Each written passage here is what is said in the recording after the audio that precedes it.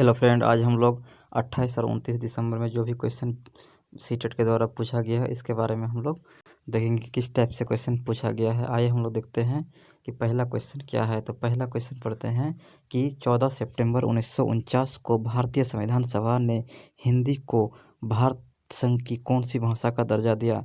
तो ये दर्जा दिया था, राजभाषा का दर्जा दिया था। कब दिया था? 14 सितंबर 1949 को। ये डेट याद रखना है। उसके बाद हम लोग क्वेश्चन नंबर 2 की ओर बढ़ते हैं। भारत के संविधान के किस अनुच्छेद के अंतर्गत हिंदी को शासकीय भाषा घोषित किया गया है?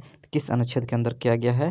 343 के अंदर भारत के संविधान में हिंदी को शासकीय भाषा के रूप में घोषित किया गया है। इसके बाद हम लोग क्वेश्चन नंबर 3 की ओर बढ़ते हैं कि भारतीय संविधान हिंदी भाषा को मान्यता कब प्रदान की गई। भारतीय संविधान में हिंदी भाषा को 14 सितंबर 1949 ईस्वी को मान्यता प्रदान की गई। किस तिथि को हिंदी को राजभाषा बनाने का निर्णय लिया गया? तो ये लिया गया था 14 सितंबर 1949 को। ये रिपीटेड क्वेश्चन है। संविधान के किस अनुच्छेद में हिंदी को राजभाषा तथा इसकी लिपि देवनागरी को स्वीकार किया गया? तो यह है आर्टिकल 343 में। आर्टिकल 343 में संविधान के अनुच्छेद 351A में किस विषय का वर्णन है? तो आर्टिकल 351A में हिंदी भाषा के विकास से संबंधित निर्देश के बारे में लिखा गया है। इसके बाद हम लोग क्वेश्चन नंबर 7 की ओर बढ़ते हैं। हिंदी की कितनी उपभाषाएं हैं? तो हिंदी की टोटल 5 उपभाषाएं हैं। क्वेश्चन नंबर 8, हिंदी भाषा हमें डैश व डैश की अनखोजी दुनिया में ले जाती है। तो भाषा हमें किस में ले जाती है? तो भाषा हमें ज्ञान और कल्पना की अनखोजी दुनिया में ले जाती है। तो इसका ऑप्शन हो जाएगा ऑप्शन नंबर सी। उसके बाद हम लोग नेक्स्ट क्वेश्चन देखते हैं। हिंदी भाषा की कक्षा में क्या होना चाहिए? हिंदी भाषा की कक्षा में क्या है? पहला ऑप्शन पढ़ेंगे हम लोग, सभी बच्चे समान रूप से हिंदी सीखते हैं। तो समान रूप से हिंदी नहीं सीखते हैं, सबका सीखने का तरीका डिफरेंट होता है। उसका तो ऑप्शन नंबर बी में पढ़ते हैं, सभी बच्चे समान रूप से हिंदी बोलते हैं। तो सभी बच्चे समान रूप से हिंदी नहीं बोलते हैं।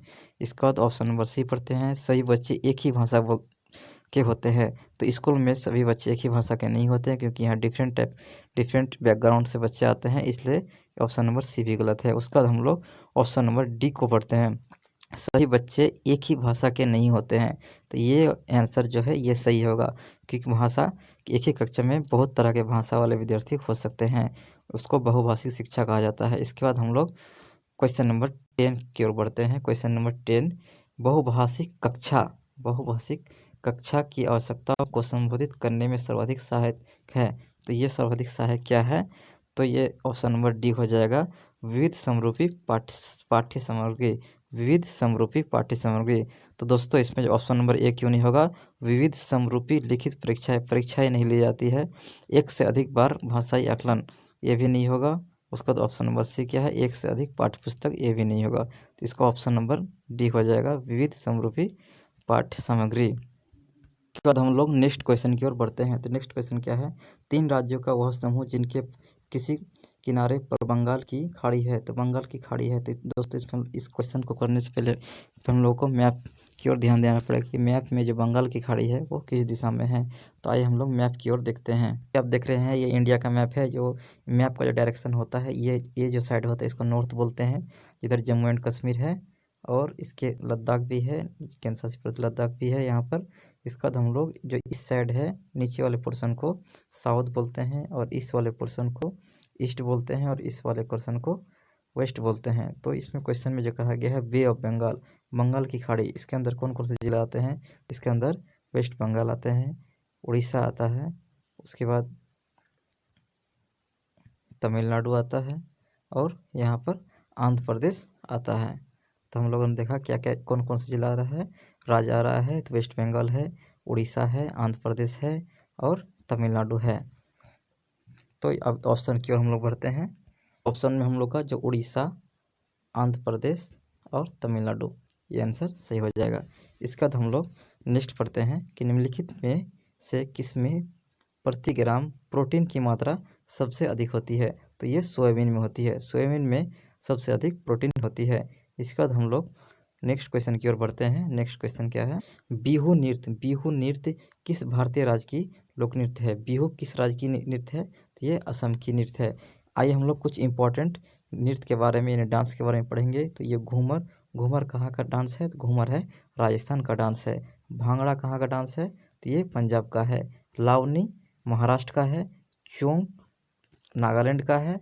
उड़ीसी उड़ीसा का है। बिहू असम का है। मुखोटा अरुणाचल प्रदेश का है। ये बहुत ही इम्पोर्टेंट डांस है जो सीटेट में अक्सर पूछा जाता है। इसके बाद हम लोग और भी डांस है जिसके बारे में पढ़ते हैं। देखते हैं कथकली। तो कथकली किस राज्य की डांस है? तो ये केरल का है। गढ़वाली कहाँ का है? तो गढ़वाली उत्तराखंड का है। कुचिपुड़ी कहाँ का है? तो कुचिपुड़ी आंध्र प्रदेश है। भरतनाट्यम तमिलनाडु का है। और रामलीला और कथक, रामलीला और कथक ये दोनों उत्तर प्रदेश का है। तो कथकली कहाँ का है? कथकली केरल का है, लेकिन कथक है उत्तर प्रदेश का। यक्षगान ये कहाँ का है? तो ये कर्नाटक का है। यक्षगान कर्नाटक का लोक नृत्य है। इसके बाद हम लोग नेक्स्ट क्वेश्चन की ओर बढ़ते हैं। क्वेश्चन है चेराव। चेराव नृत्य में व्यक्ति बांस की डंडियों को पकड़कर में एक दूसरे से आमने सामने जमीन पर बैठते हैं। जैसे ही ढोल बजता है बांस को जमीन पर पीटा जाता है। नर्तक बांस की डंडियों के अदर और बाहर पैर रखते हैं, कूदते हैं और ताल पर नृत्य करते हैं। निम्नलिखित में से कहाँ पर चेराव नृत्य कहाँ किया जाता है? तो दोस्तों ये चेराव नृत्य जो है ये मिजोरम में होता है। इसका आंसर हो जाएगा ऑप्शन नंबर 2। इसके बाद हम लोग कुछ पॉइंट्स को पढ़ते हैं। वट्टल जो है एक जनजाति है। वट्टल जनजाति जो जम्मू और कश्मीर में दुम्हल का प्रदर्शन किया जाता है। तो कहाँ किया दुम्हल का प्रदर्शन कहाँ किया जाता है? तो ये जम्मू और कश्मीर में वट्टल जनजाति के द्वारा किया जाता है। नेक्स्ट पॉइंट की ओर बढ़ते हैं। दुम्हल नर्तकी एक रंगीन पोशाक पहनती है, एक रंगीन पोशाक पहनती है, जबकि पुरुष एक लंबी सक्कवर टोपी पहनते हैं। इसके बाद नेक्स्ट पॉइंट में बढ़ते हैं। खुल्लम नृत्य। खुल्लम नृत्य जो होता है ये अतिथियों का नृत्य के रूप में जाना जाता है और यह मुख्य रूप से खूंग चर्बी नामक समारोह में के दौरान किया जाता है। एक डांस है जो जिस डांस का नाम है गंभीर। गंभीर जो है पश्चिम बंगाल का, विशेषकर मालदा जिला है। मालदा जिला का एक लोक नृत्य है। इसके बाद हम लोग नेक्स्ट पॉइंट की ओर बढ़ते हैं और एक बहुत ही इंपॉर्टेंट क्वेश्चन है जिसको अक्सर एग्जाम में पूछा जाता है। Which one of the following is not A union territory? इनमें से कौन यूटी नहीं है, यूनियन टेरिटरी नहीं है, जो केंद्र शासित प्रदेश नहीं है? तो आइए हम लोग ऑप्शन से इसको पता करते हैं कि कौन सा नहीं है। तो चंडीगढ़ जो है, जो पंजाब और हरियाणा का राजधानी है, ये केंद्र शासित प्रदेश है, ये सही है। लद्दाख भी हाल ही में लद्दाख को एक केंद्र शासित प्रदेश का दर्जा दिया गया है, तो लद्दाख भी आंसर में इसका जो ऑप्शन है सही होगा। और जम्मू कश्मीर और लद्दाख को केंद्र शासित प्रदेश भारत सरकार द्वारा बनाया गया है और दोनों ही क्या है यूटी है। इसके अलावा भारत में कुल 8 यूटी है और 28 स्टेट है। आइए हम लोग देखते हैं कि क्या है, पॉइंट से समझेंगे इसको। भारत में वर्तमान में 28 राज्य और 8 केंद्र शासित प्रदेश है। मणिपुर भारत में एक पूर्वोत्तर राज्य है जो यूटी में नहीं आता है। केंद्र शासित प्रदेश भारत की केंद्र सरकार द्वारा सीधे शासित संघीय क्षेत्र है। भारत का राष्ट्रपति प्रत्येक केंद्र शासित प्रदेश के लिए एक प्रशासक या लेफ्टिनेंट गवर्नर नियुक्त करता है। भारत में केंद्र शासित प्रदेश हैं। पहला है दिल्ली, अंडमान निकोबार एवं द्वीप समूह, दादर एवं नागर हवेली और दमन और दीव दोनों को मर्ज करके बनाया गया है। उसके बाद एक चंडीगढ़ है, जम्मू और कश्मीर है, लद्दाख, लक्षद्वीप, लद्दाख, पुडुचेरी। इनमें से 2 ऐसे अभी फ़िलहाल केंद्र शासित प्रदेश हैं जहां मुख्यमंत्री का चुनाव होता है, जिनमें मुख्यमंत्री चुने जाते हैं अप्रत्यक्ष रूप से, जहां विधानसभा है। तो एक है आपका फ़िलहाल पौंडीचेरी है और न्यू दिल्ली है। इसके बाद हम लोग नेक्स्ट क्वेश्चन की ओर बढ़ते हैं। 31 अक्टूबर 2019 को लद्दाख भारत का केंद्र शासित प्रदेश बन गया। एक कितना को बना? तो लद्दाख 31 अक्टूबर 2019 को भारत का केंद्र शासित प्रदेश बन गया। लद्दाख भारत का सबसे बड़ा केंद्र शासित प्रदेश है, जिसे लघु तिब्बत भी कहा जाता है। लक्षद्वीप भारत का सबसे छोटा केंद्र शासित प्रदेश है। नवंबर 1956 में गठित हुआ था। 1973 में लक्षद्वीप के स्वरूप में आधिकारिक नाम को अपनाया गया। उसके बाद हम लोग क्वेश्चंस को देखते हैं। एनसीएफ 2005 के अनुसार निम्नलिखित में से कौन सा ईवीएस के थीम है? तो इसमें भोजन जो है वो ईवीएस का थीम है। हम लोग थोड़ा थीम के बारे में पढ़ते हैं। परिवार और दोस्त पर प्रमुख विषय के 4 उप शामिल है।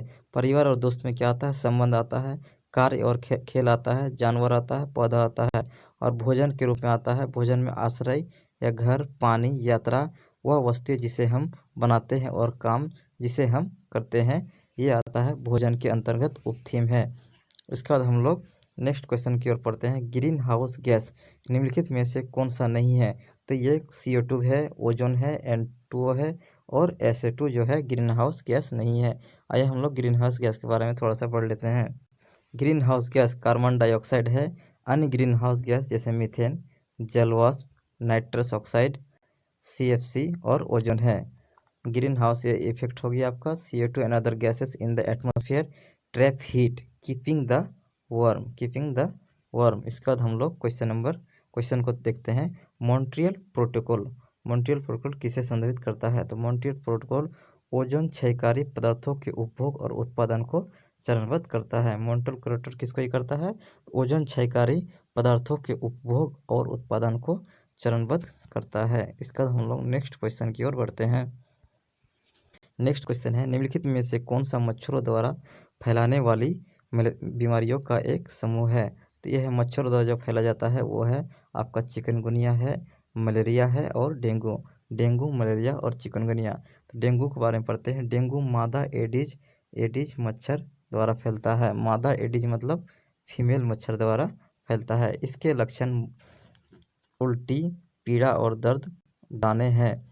वहीं खून की उल्टी आना, नाक या मसूड़ों से खून आना गंभीर डेंगू के लक्षण है। साफ सफाई और मच्छरों के काटने से खुद को बचाकर रोका जा सकता है।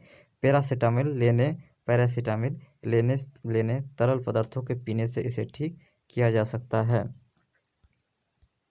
तो चिकनगुनिया क्या है? तो चिकनगुनिया एक वायरल रोग है जो संक्रमित मच्छरों से इंसानों में फैलता है।